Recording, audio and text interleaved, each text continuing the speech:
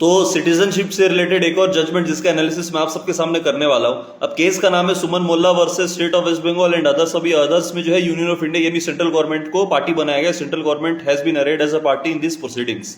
अब केस ये कि एज यू ऑल नो कि रिसेंटली वेस्ट बंगाल में स्टेट असेंबली इलेक्शंस हुए, उससे पहले एसआईआर जो है इलेक्शन कमीशन ने कंडक्ट किया था। अब इस एसआईआर में जब न्यू वोटर लिस्ट बनना जब ये तय हुआ था तो डॉक्यूमेंट्स नहीं होने की वजह से एक व्यक्ति का जो वोटर लिस्ट में से नाम हटा दिया गया था, और न सिर्फ हटा दिया गया था बल्कि एसआईआर की प्रोसेस में स्टेट गवर्नमेंट ने उसको इलीगली डिटेन भी करके रख दिया था। अब इलीगली डिटेन करने के पीछे इंटेंशन ये था कि स्टेट गवर्नमेंट के पास भी कुछ उनकी कुछ इंफॉर्मेशन थी, ऑथेंटिक इंफॉर्मेशन थी कि ये जो व्यक्ति है, this person he is from Bangladesh, ये बांग्लादेश का सिटीजन है और बांग्लादेश से इलीगली घुस के इंडिया में आया और यहाँ आके he is claiming the citizenship और यहाँ आके वोटर लिस्ट में भी अपना नाम गलत तरीके से जोड़ने का प्रयास कर रहा है। एसआईआर में इसका नाम कट गया था।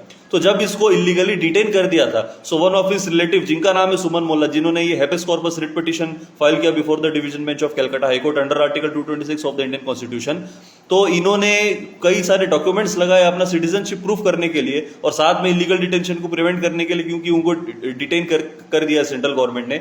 अब जो डॉक्यूमेंट्स जो उन्होंने अटैच किए थे अपने हैबेस कॉर्पस रिट पिटीशन में, वो सबसे पहले तो ये थे कि उनके ग्रेट ग्रैंडफादर के कुछ प्रॉपर्टी रिलेटेड डॉक्यूमेंट्स थे जो इन्होंने प्रोड्यूस किया, तो उसको क्लियर कट कलकत्ता हाईकोर्ट ने कंसिडर करने से मना कर दिया। बोल दिया कि नहीं, आपके ग्रेट ग्रैंडफादर का डॉक्यूमेंट है तो इससे आपका जो सिटीजनशिप है इसका कोई प्रमाण नहीं होता, नंबर 1। दूसरा, इस व्यक्ति के पुराने वोटर लिस्ट में जो नाम था वो इसने अटैच किए थे, वो इसने दिखाया था अपना सिटीजनशिप दिखाने के लिए, लेकिन उसको भी कलकत्ता हाईकोर्ट ने कंसिडर करने से मना कर दिया, ये बोल के कि एसआईआर की प्रोसेस हुई है और एसआईआर की प्रोसेस होने के बाद अपडेट की हुई जो है नई वोटर लिस्ट आ गई है और जो पुरानी वोटर लिस्ट है उसको कैंसिल कर दिया गया, उसको हटा दिया गया। अब वो कोई रोल में नहीं है अब, इसलिए एसआईआर के बाद जो अपडेटेड वोटर लिस्ट है वो वोटर लिस्ट ही कंसिडर की जाएगी, नंबर 2।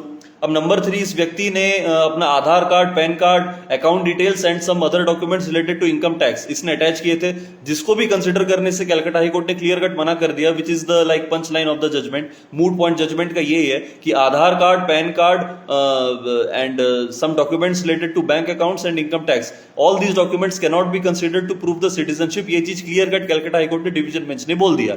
अब दिस इज द रीजन कि इन सारे डॉक्यूमेंट्स, इन सारे एस्पेक्ट्स को कंसिडर करते हुए कलकत्ता हाईकोर्ट के डिवीजन बेंच ने इस हैबेस कॉर्पस रिट पिटीशन को पूरा डिसमिस कर दिया, पूरी तरीके से खारिज कर दिया और कोई रिलीफ जो है नहीं मिला। और ये भी बोल दिया कि आधार, पैन कार्ड और बैंक अकाउंट ये सब चीज के माध्यम से आप अपना सिटीजनशिप प्रूफ नहीं कर सकते। And as you all know, मैंने भी अपने कई बार व्लॉग्स में शेयर किया, this judgement has been passed by the division bench of the Calcutta high court. So in my opinion आगे इसमें देखना है कि whether this will escalate to the honourable supreme court और नॉट, ये आने वाला समय बताएगा। आप सभी को जय श्री राम।